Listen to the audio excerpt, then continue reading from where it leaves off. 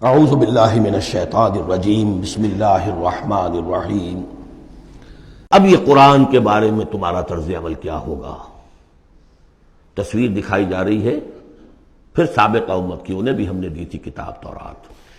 مثل الذین حملوا التوراۃ ثم لم يحملوها كمثل الحمار يحمل اسفارا۔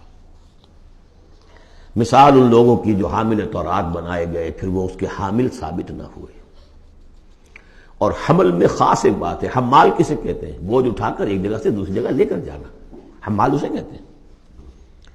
اسر اور حمل میں نے فرق بتایا تھا آپ کو سورہ بقرہ جب پڑھ رہے تھے آخری کا، کہ اسر وہ بوجھ ہے جس کے نیچے انسان دب کر رہ جائے، چل نہ سکے، اسر ہے۔ اور حمل وہ ہے جس کو لے کر چل سکے۔ اب عورت کا بھی حمل ہوتا ہے، وہ لے کر چلتی ہے۔ بہرحال جب ایڈوانس پریگننسی ہوتی ہے، دکھ تو ہے، تکلیف ہے، واہنن علی واہنن تو ہے، چل سکتی ہے۔ اسی طرح حمال ہے، وہ لے کے جا رہا ہے۔ تو حمل التوراۃ، یہ اللہ تعالیٰ جس کو یہ کتاب دیتا ہے، حامل بناتا ہے، اس کے ذمے سے پہنچاؤ۔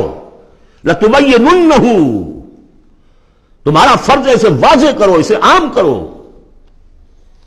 یا اہل القرآن، حضور نے فرمایا ہے قرآن والوں، لا تتوسدوا القرآن، قرآن کو تکیہ نہ بنا لینا، ایک ذہنی سہارا۔ ہمارے پاس اللہ کی کتاب ہے، 40 من سونا ہم نے لگا دیا ہے اس قرآن کو تاروں سے لکھنے پر۔ معلوم ہے آپ کو، رکھا ہوا ہے ہمارے ہاں، ایوبی دور کی یادگار۔ بہرحال قرآن مجید کے حامل بنائے گئے تھے اس لیے کہ غوروں تک پہنچاؤ۔ ثم لم يحملوها، انہوں نے نہیں اٹھایا۔ کمثل الحمار، ان گدھوں کے مانند ہیں۔ يحمل اسفارا، جو کتابوں کا بوجھ اٹھائے پھر رہا۔ مکالمات فلاطون بھی لکھ دیجئے آپ، باندھ کر گشڑی رکھ دے، انسائکلوپیڈیا برٹانی کا پورا رکھ دے، گدھے کو کیا فائدہ اس سے؟ مثل القوم الذین کذبوا بآیات اللہ، مثال اس قوم کی جس نے اللہ کی آیات کو جھٹلایا، بے صاحب بہت بری ہے۔ اب یہ جھٹلانا میں پہلے واضح کر چکا ہوں سورہ واقعہ پڑھتے ہوئے، یہ جھٹلانا ہے، یہ ہمارا قرآن کو جھٹلا رہے ہیں ہم اپنے عمل سے۔ ایک شخص آپ سے پوچھے گا، آپ قرآن کو اللہ کا کتاب مان لیا؟ میں مانتا ہوں۔ آپ نے کبھی پڑھا اس کو؟ آپ 7 سمندر کا سفر پار کر کے یہاں MBA کرنے تشریف لے آئے ہیں امریکہ میں۔ MBA معلوم ہوتا ہے کہ کوئی پتہ نہیں، کوئی جنت کی کوئی سیٹ ہے، کیا ہے۔ قرآن آپ نے نہیں پڑھا تو کیسا ایمان ہے آپ کا قرآن پر؟ کیا جواب دیں گے؟ تکذیب کر رہے ہیں اپنے عمل سے۔ بئس مثل القوم الذین کذبوا بآیات اللہ واللہ لا یہدی القوم الظالمین، اللہ ایسے ظالموں کو زبردستی تو ہدایت نہیں دیتا۔ اللہ کی ہدایت ایسی گھٹیا شے تو نہیں ہے، اتنی حقیر شے تو نہیں ہے۔ اب دیکھیے 4 آیتیں، یہ یہاں پر بھی 4 4 جمع 3 کی تقسیم ہے۔ 4 آیتیں پوری ہو گئی تھی، حضور کی بعثت 2 میں ہے، امیین نیوکلیس ہے، آخرین سب الیکٹرانز ہیں اس کے چاروں طرف۔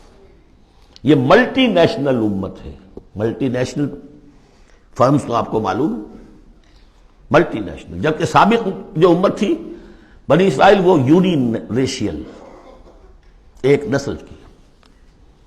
یونی ریشیل، یونی نیشنل، یہ multi racial, multi national. Hindi بھی، فارسی بھی، ایرانی بھی، ترک بھی، چینی بھی۔ اب تو دنیا کا میں نہیں سمجھتا کہ کوئی قوم رہ گئی ہو، کوئی نسل رہ گئی ہو جس میں کچھ نہ کچھ مسلمان موجود نہ ہو۔ اور دوسری بات یہ کہ حضور کا بنیادی کیا ہے؟ اعلی دعوت، اعلی تربیت، جس سے کہ مردان کار تیار کیے جو جہاد اور قتال کریں گے، وہ ہے قرآن۔ اب آگے 4 آیتوں میں وہ جو طرز عمل ہمارا ہو گیا اس کی تصویر دکھائی جا رہی ہے بنی اسرائیل کے طرز عمل میں۔ مثل الذین حملوا التوراۃ ثم لم يحملوها كمثل الحمار يحمل اسفارا بئس مثل القوم الذین کذبوا بآیات اللہ واللہ لا یہدی القوم الظالمین۔ اس کے بعد نتیجہ کیا نکلتا ہے؟ جو آیات الہیہ سے رشتہ ٹوٹے گا تو سہارا کیا چیز رہ جائے گی؟ ہم تو اللہ کے چہیتے ہیں، لاڈلے ہیں، ہمیں تو جہنم میں کوئی جھونک ہی نہیں سکتا۔ جھونکے گا بھی تو دوسروں کی آنکھ میں دھول جھونکنے کے لیے چند دن کے لیے، ہمیں بھی ڈال کے فوراً نکال لیں گے۔ اللہ کو بھی چوری کرنی ہے، خیانت کرنی ہے، ہمارے لیے کرنی ہے۔ اور ہم جیسے بھی کچھ ہیں، جو بھی کچھ ہیں، زانی ہیں، شرابی ہیں، جو بھی کچھ ہیں، لیکن تیرے محبوب کی امت میں، جب تیرے محبوب کی امت میں ہے سیلویشن از گارنٹیڈ، شفاعت تو ملنی ہی ملنی ہے. بہت زیادہ کرنا ہے تو کسی بزرگ کی مزار پہ دیگے بھی چڑھا ہے، بس اور کیا رہ گیا. یہ ہے وہ سارا معاملہ، یہ ہے وہ امانی، یہ ہے وہ من گھڑت خیالات، یہ ہے وہ وشفل تھنکنگ سے جو عقیدوں کی شکل بن جاتی ہے، جس کی وجہ سے عمل سے، وہ جو اقبال نے کہا کہ پتہ نہیں نام کیا ہے اس کا، خدا فریبی کہ خود فریبی، عمل سے فارغ ہوا مسلمان بنا کے تقدیر کا بہانہ. وہ تقدیر کی بجائے آپ یہاں یہ عقائد جوڑ لیجئے تو پھر عمل کی کیا ضرورت ہے؟ بے وقوف ہوگا جو عمل کرے. رشوت نہ لے، عیش نہ کرائے بچوں کو، بے وقوف ہے، احمق ہے، پاگل ہے. قل یا ایھا الذین ھادوا ان زعمتم انکم اولیاء للہ من دون الناس، کہہ دیجئے اے نبی، اے وہ لوگو جو یہودی ہو گئے ہو، اگر تمہارا واقعی یہ گمان ہے کہ تم اللہ کے دوست اور اللہ تمہارا دوست ہے. ان زعمتم، زوم کا لفظ اردو میں بھی بولتے ہیں خیال خام کے لیے، بڑا زوم ہو گیا اسے. ان زعمتم، اگر تمہیں یہ خیال خام لاحق ہو گیا ہے، انکم اولیاء للہ من دون الناس فتمنوا الموت ان کنتم صادقین، یہ سورہ بقرہ میں آ چکا مضمون. اگر ایسے واقعی خیال ہے تو تمہیں موت کی تمنا کرنی چاہیے. دوست سے ملنے کی آرزو ہوتی ہے یا ہجر کی؟ وصال چاہیے یا ہجر چاہیے؟ وَلَا يَتَمَنَّوْنَهُ أَبَدًا بِمَا قَدَّمَتْ أَيْدِيهِمْ، یہ ہرگز تمنا نہیں کر سکتے موت کی. کیوں؟ بسبب اس کے جو ان کے ہاتھ آگے بھیج چکے ہیں. انہیں معلوم ہے ہم نے کیا کرتوت آگے بھیجے ہیں. بل الانسان علی نفسہ بصیرہ، انسان کو خود معلوم ہے کہ میں کیا کچھ بھیج چکا ہوں، کیا کیا کمائیاں کی ہیں، کیا کیا حرام خوریاں کی ہیں. وہ سارے کے سارے جو ہیں وہ تو آگے بھیجے ہوئے ہیں. واللہ علیم بالظالمین، اللہ ان ظالموں سے خوب واقف ہے. قل، اے نبی ان سے کہہ دیجئے، ان الموت الذی تفرون منہ فانہ ملاقیکم، وہ موت جس سے تم بھاگتے ہو وہ تم سے ملاقات خود فرما لے گی. تم بھاگتے رہو، انہ ملاقیکم، وہ آن کھڑی ہوگی سامنے. ثم تردون الی عالم الغیب والشہادہ، پھر تمہیں لوٹا دیا جائے گا اس ہستی کی طرف جو غیب اور شہادہ سب کا جاننے والا ہے. جو تمہارے سامنے ہے اس کا بھی، جو تمہارے پیچھے ہے اس کا بھی، جو بحیثیت نوع انسانی تمہارے لیے کھول دیا گیا اس کا بھی، اور جو تمہارے سے غیب میں رکھ دیا گیا اس کا بھی.